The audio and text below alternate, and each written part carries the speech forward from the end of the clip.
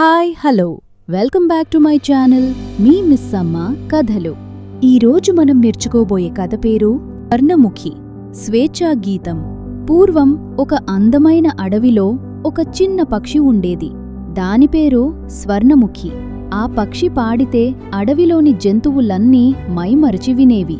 ఒకరోజు ఆ అడవి మీదుగా వెళ్తున్న ఒక యువరాజు ఆ పక్షి పాట విని ముగ్ధుడయ్యాడు. ఎలాగైనా ఆ పక్షిని తన కోటలో ఉంచుకోవాలని భావించి దానిని పట్టుకుని వెళ్ళాడు.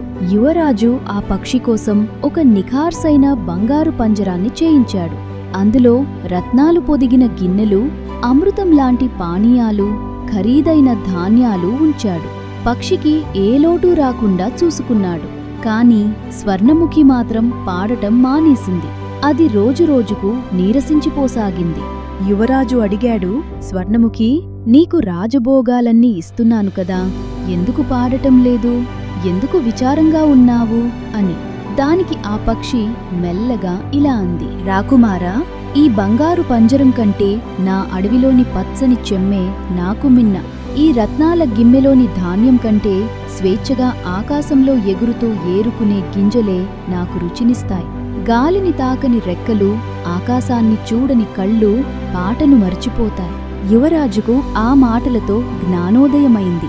నిజమైన ఆనందం బంధించటంలో లేదు, ఆనందంగా ఉంచటంలో ఉందని గ్రహించాడు. వెంటనే పంజరం తలుపులు తెరిచాడు. స్వర్ణముఖి సంతోషంతో ఆకాశంలోకి ఎగిరింది.